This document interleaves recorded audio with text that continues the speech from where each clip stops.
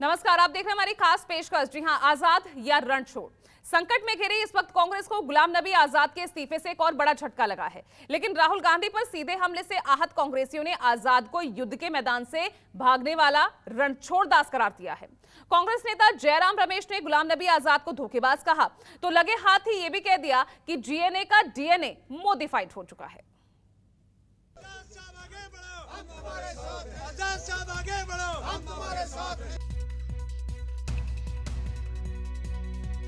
दुख की बात यह है, अत्यंत दुख की बात यह है कि गुलाम नबी आजाद साहब ने ऐसे समय में कांग्रेस को छोड़ने का और इस लड़ाई के अंदर साथ छोड़ने का फैसला किया है।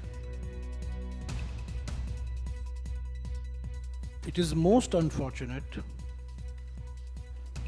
and most regrettable that this has happened. इज्जत, शोहरत, ताकत। कांग्रेस ने गुलाम नबी आजाद को वो सब कुछ दिया जिससे वो एक आम कार्यकर्ता से कद्दावर नेता तक बन गए। पार्टी के महासचिव बने, केंद्रीय मंत्री बने, राज्यसभा में विपक्ष का नेता बने और संसदीय बोर्ड के सदस्य भी। लेकिन इन सब के बावजूद गुलाम नबी आजाद ने कांग्रेस को अलविदा कह दिया। पूरे 5 दशक तक गांधी परिवार के वफादार रहे गुलाम नबी आजाद ने अपने इस्तीफे में उसी परिवार पर तल्ख हमला किया है। सबसे ज्यादा राहुल गांधी पर निशाना साधा है। सोनिया गांधी के नाम पर अपनी इस्तीफे वाली चिट्ठी में गुलाम नबी आजाद ने लिखा है, राहुल गांधी ने पार्टी में सलाहकार तंत्र को नष्ट कर दिया, वरिष्ठ और अनुभवी नेताओं को दरकिनार किया, अनुभवहीन चापलूसों की नई मंडली को जिम्मेदारी दी गई। अध्यादेश का फाड़ना राहुल की अपरिपक्वता का उदाहरण है। राहुल गांधी ने पीएम के पद के गरिमा को ठेस पहुंचाई। 2013 में की गई प्रस्तावित कार्य योजना ठीक से लागू नहीं की। 2014 से 22 के बीच हुए 49 विधानसभा चुनावों में से 39 में हार। रिमोट कंट्रोल मोड से पार्टी की संस्थागत अखंडता ध्वस्त। आप तो सिर्फ नाम मात्र के लीडर हैं। राहुल के पीए सिक्योरिटी गार्ड लेते हैं अहम फैसले। G23 के पत्र के बाद सीनियर नेताओं को अपमानित किया। कोई और पार्टी का नेतृत्व करता है तो कठपुतली जैसा होगा। एक गैर गंभीर व्यक्ति को पार्टी के शीर्ष पर थोपने की कोशिश। पूरी संगठनात्मक चुनाव प्रक्रिया एक दिखावा। भारत जोड़ो की जगह पहले कांग्रेस जोड़ो अभियान चाहिए। G23 से जुड़े गुलाम नबी के इस्तीफे को पार्टी नेता आनंद शर्मा ने बड़ा झटका बताया है। शर्मा ने नेतृत्व को आत्मनिरीक्षण की नसीहत दी। तो हाल ही में कांग्रेस छोड़ बीजेपी का दामन थाम चुके सुनील जाखड़ ने आजाद के इस्तीफे को कांग्रेस के अंत की शुरुआत कह डाला। देखिए, ये कभी भी एक इतने बड़े कद के नेता इस स्थिति पे पहुंच जाएं कि मजबूर होकर वो एक 50 साल से बड़ा लंबा रिश्ता उनको तोड़ना पड़ा। जाहिर है वो बहुत आहत हुए होंगे, उनको चोट भी पहुंची। ये स्थिति आने से बचाई जा सकती थी। ये बात समय समय पर कही भी गई, क्योंकि जो भी बातें संगठन के हित में उठाई थी वो कांग्रेस को पुनर्जीवित करने के उद्देश्य से। ये आज की घटना से जुड़ी बात नहीं है। दीवार पे जो लिखा हुआ कटु सत्य है, उसको जानबूझ के आंखें मूंद रही है कांग्रेस पार्टी। एक के बाद बड़े नेता, चाहे ज्योतिरादित्य सिंधिया थे, चाहे आरपीएन सिंह थे, चाहे उनके बाद में जितिन प्रसाद जी गए, और जिस तरह से एक सिलसिलेवार ये चला जा रहा है।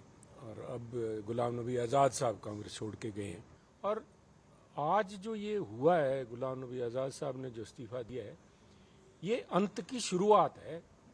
ये कोई अपने आप में अंत नहीं है, ये एक शुरुआत है, is the beginning of the end. 9 फरवरी 2021 जब राज्यसभा में गुलाम नबी आजाद का कार्यकाल पूरा हो रहा था, तब आजाद की विदाई पर प्रधानमंत्री मोदी की आंखें छलक आई थी। आजाद के राज्यसभा से रिटायरमेंट के वक्त दिया गया पीएम मोदी का वो भाषण अब वायरल हो रहा है। दबी जुबान में तभी से कांग्रेस पीएम मोदी से आजाद की नजदीकियों का जिक्र कर रहे थे।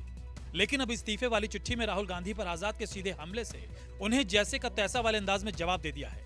वरिष्ठ कांग्रेस नेता जयराम रमेश ने ट्वीट किया, एक व्यक्ति जिसे कांग्रेस नेतृत्व द्वारा सबसे बड़ा सम्मान दिया गया, उसने अपने शातिर व्यक्तिगत हमलों से धोखा दिया है, जो कि उनके असली चरित्र को उजागर करता है। जीएनए का डीएनए मोडिफाइड हो चुका है। अपने अगले ट्वीट में जयराम रमेश ने लिखा, जिस व्यक्ति को कांग्रेस नेतृत्व ने सबसे ज्यादा सम्मान दिया, उसी व्यक्ति ने कांग्रेस नेतृत्व पर व्यक्तिगत आक्रमण करके अपने असली चरित्र को दर्शाया है।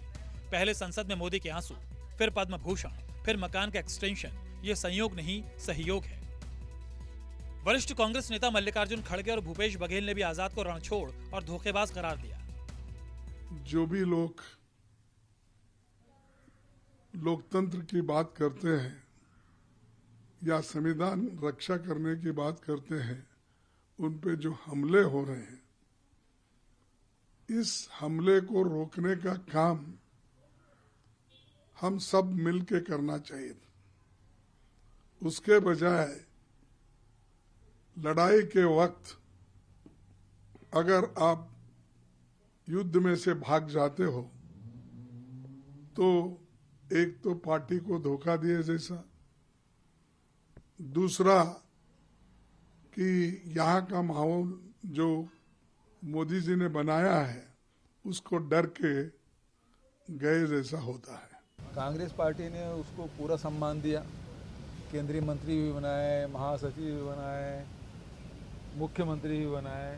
तो जो एक व्यक्ति को मिल सकता है किसी एक पार्टी से, उतना सब कुछ वो प्राप्त किया। उसके बाद आप पार्टी की सेवा करने के बजाय उसको जिम्मेदारी भी दी गई। अभी जो वहाँ चिंतन शिविर हुआ उदयपुर में, वहाँ उसको जिम्मेदारी दी गई थी, लेकिन लगातार वो मीन में निकालते रहे और आज इस्तीफा दे दिया। मैं समझता हूँ उसके जाने से पार्टी को कोई नुकसान होने वाला नहीं। एक के बाद एक आप पद गिनाए चले जा रहे हो और फिर कहते हो मुझे कुछ मिला नहीं इस पार्टी में। ये क्या बात है कि जब राज्यसभा खत्म हुई और आप तड़पने लग गए? बिना पद के आप एक सेकंड नहीं रह सकते। चुनौती का समय है, सब मिलकर लड़ रहे हैं। राहुल गांधी के नेतृत्व में पार्टी को मजबूती दी जा रही है, कोशिश कर रहे हैं कि वापस से पार्टी उसी ढंग से मजबूत रहे। और इस पार्टी को कमजोर करने में, माफ कीजिएगा, योगदान किन लोगों का रहा है? यही तो लोग हैं। तो पार्टी का कार्यकर्ता इस धोखे को अच्छी तरह जानता है। वो जानता है कि जो व्यक्ति आज इस मौके पर धोखा देता है पार्टी को, वो उस आदमी का रिमोट कंट्रोल नरेंद्र मोदी के हाथ में है। और नरेंद्र मोदी जी और गुलाम नबी आजाद जी के प्रेम तो हमने खुद देखा, संसद में भी देखा, और वो प्रेम की परिणति आज हुई है। गुलाम नबी आजाद के इस्तीफे के तुरंत बाद जम्मू कश्मीर में 5 पूर्व विधायकों ने भी कांग्रेस से इस्तीफा दे दिया। हालांकि कांग्रेस इसे आजाद का पलायन बता रही है, लेकिन घाटी के दूसरे सियासी दल भी आजाद के इस्तीफे को कांग्रेस के लिए झटका करार दे रहे हैं।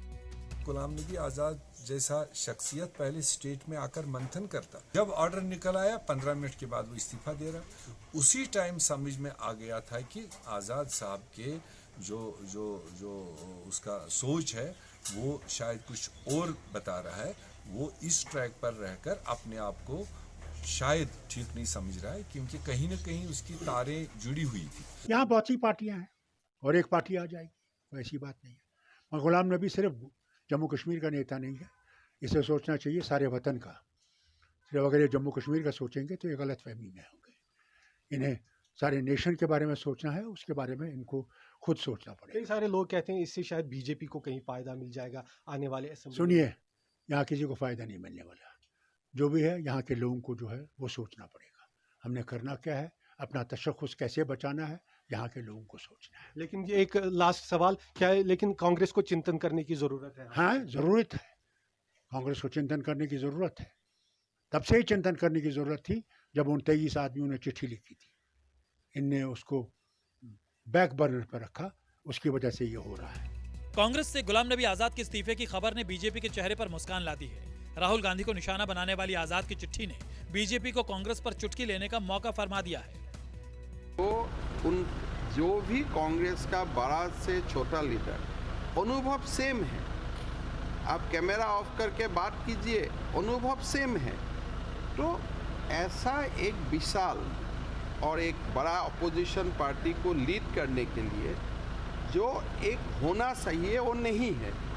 त्याग पत्र देते समय श्री गुलाम नबी आज़ाद साहब ने कांग्रेस पार्टी पर गंभीर आरोप लगाए हैं कि कांग्रेस पार्टी में इंटरनल डेमोक्रेसी नहीं है, कांग्रेस पार्टी रिमोट कंट्रोल से चलाई जाती है और कांग्रेस पार्टी में दिखावा और छलावा बहुत ज़्यादा है। कांग्रेस पार्टी में तो रोज़ कोई ना कोई छोड़ के जा रहा है, और कश्मीर से लेकर कन्याकुमारी तक, कच्छ से लेकर गुवाहाटी तक रोज़ कांग्रेस टूट रही है।